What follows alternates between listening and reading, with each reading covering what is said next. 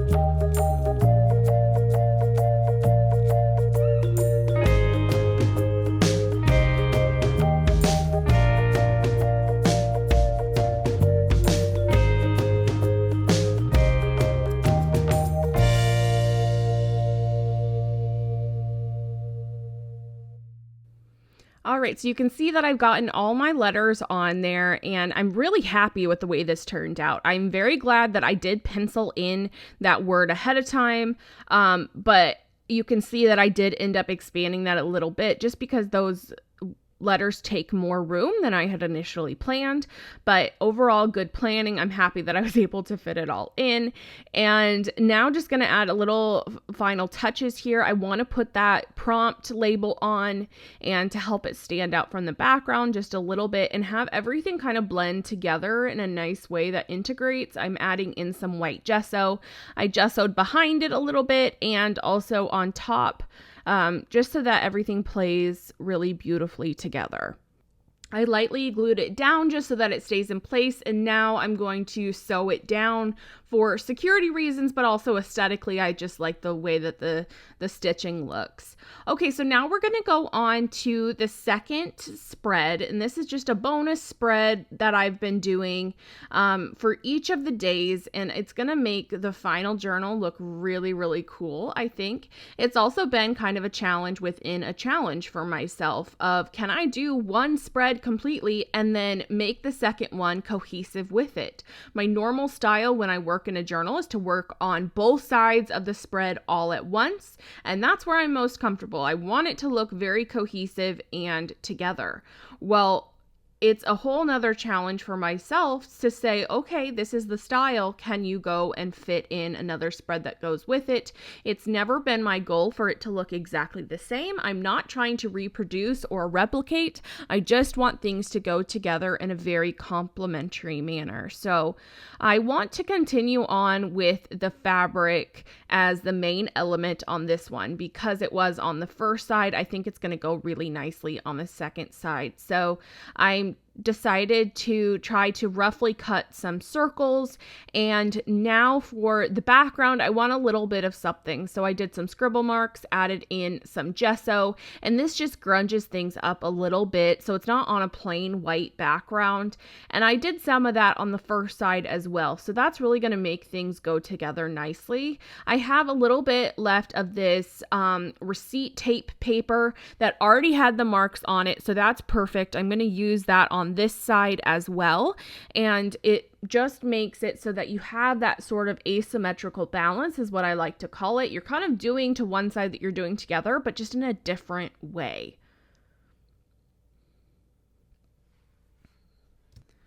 I'm starting to lay out some of these circles. I'm not exactly sure where I want them to be placed, how I want them to be placed, but I have the rough idea. So I'm just cutting out various sizes, various fabrics, thinking about having some different textures. This is just like a silk chiffon type fabric, which is really fun. It has that transparent kind of effect to it. Different patterns of the different quilting cottons is really fun. It would have been fun to bring in some hand painted fabrics with different mark making. All of these different things create a lot of interest as you're going along. Here you can see I'm contemplating the idea of stacking some of those circles, and this fabric I'm cutting out here is actually a hand painted one, so it's fun to get that variety in, and it's hand painted on top of a double layered muslin gauze type of fabric. Like some of those baby blankets have that kind of layered gauzy fabric, that's kind of what that is, and it was a really fun one to hand dye and hand paint on. So as I'm going to go do this, I decided instead of gluing them all down first into how I want them, I'm going to kind of just intuitively now put these down. Again, I did some planning, but I wasn't exactly sure where I was going with this. And now I am stitching around those circles. Sorry for the camera that goes real blurry there as I sew fast like I normally do. Well, on camera, it really does shake the camera around, but you can see that I am just now roughly going around these circles. I kept my regular foot on the sewing machine that I had before, and I am gently guiding. You can see my 2 fingers there with my left hand. I'm just guiding that around. The feed dogs are still up. I'm still letting the sewing machine do what it was designed to do, which is feed, the fabric through. I'm doing paper and fabric here, but it's the same idea. That's what those feed dogs are really for, is to guide it through.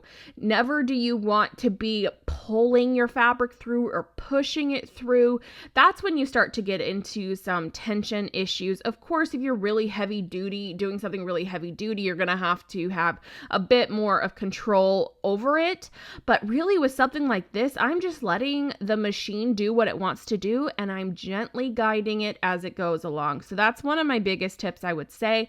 The other tip, especially when you're going in like the circular motion, it can be easy to get those really like jaggedy, going around like sharp corners instead of the smooth lines of a circle. The smaller you're doing, the harder it is to keep to that like nice circle. So consider that if you can start on some bigger circles going around the edges for practice, that might be really helpful. And as you are more comfortable, it will become easier and easier. But one of the things that I want to give you a tip on is it's our instinct, I think, to go really slow as you're going around something like this. And I'm not telling you to go guns blazing full speed ahead unless you're real comfortable with it. But what I am saying is when you're going super slow, it gives you time to pivot those stitches more, so you're gonna get more of those harsh, what am I trying to say? Like any other shape has sides to it and sharp corners. Well, a circle has no real sharp sides or corners, so that seems pretty normal there. Okay, so what I'm trying to say is if you're going too slow, you're going to be making those more jagged movements. If you're going at like a nice, steady, quicker pace, it's easier to go in that round shape. Well,